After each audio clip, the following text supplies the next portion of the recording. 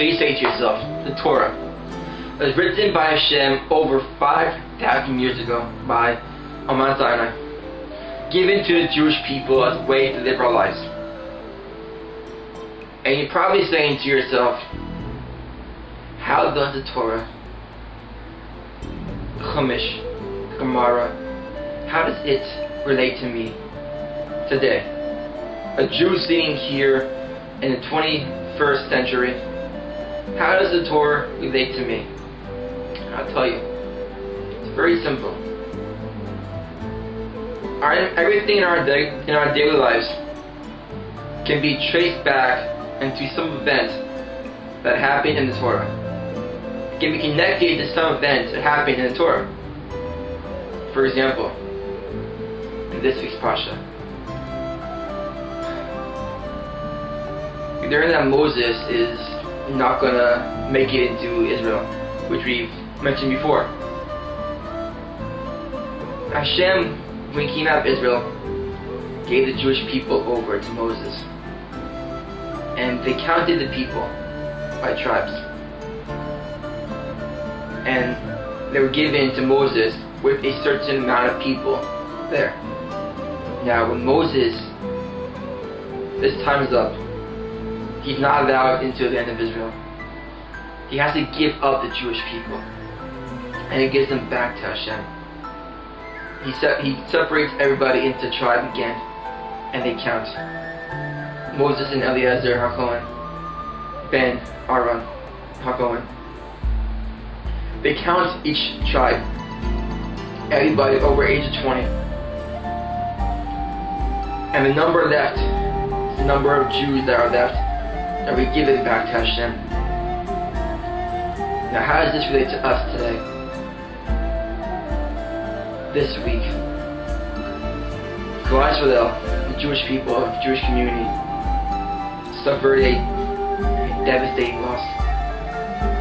A 9-year-old kid, I said a kid, leaving camp, meeting his parents 7 blocks away, gets lost and asks for directions from the Jew. Ends up getting in the car with the guy. The guy takes him to his house, and the guy kills him.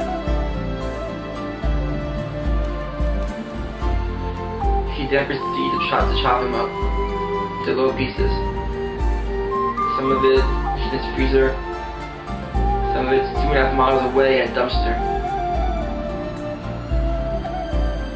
What does that have to do with this week's Parsha? Just like Moses gave back the Jewish people to Hashem, the Jewish people have given back this young child.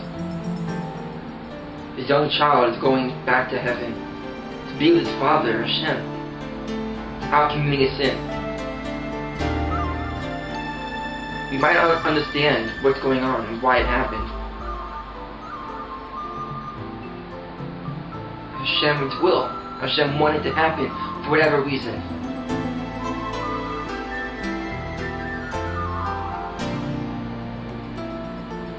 The old Hasidic tales that come down about soul corrections and how souls come back into new bodies to fix whatever they needed to. And then once they fix that problem from the previous life, then that soul departs from this world and goes back to heaven to take its rightful place with the angels and the other Torah scholars. I like to think that that's what happened here. That it was this soul's time. This kid, this child, who was carrying this soul with him. The soul had to make a correction. And the correction was fixed. The soul corrected itself, fixed whatever it needed to do. And his time on the earth was up. So Hashem said, come back to me. The soul said, yes, I will. And this is what happened. Unfortunately, it happened in the worst ways sometimes. We have to think of the positive. We ask why and why and why. Why did this happen? There's never going to be a good answer to stop the hurt and the pain. It's not going to happen.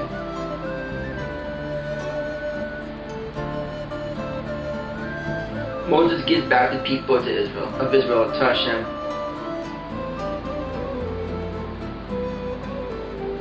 He says bye to the people of Israel by counting them and giving them back to the Father who created them.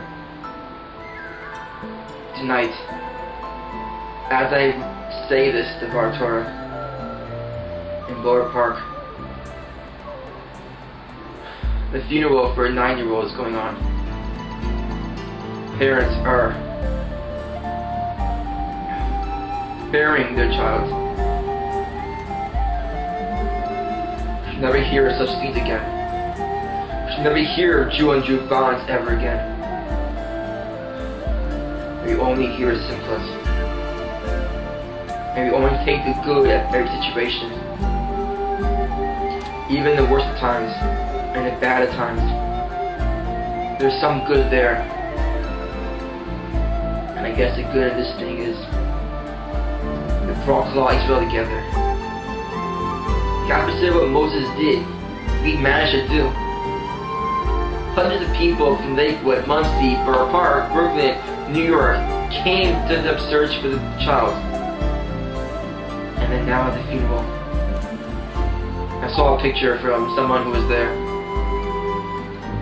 Thousands of people are walking together in the same way, in the same direction. Hasidic, Litvish, modern, whatever kind of Jew you are, you're there and you're with the family. We are all united as one today. Let's keep this going.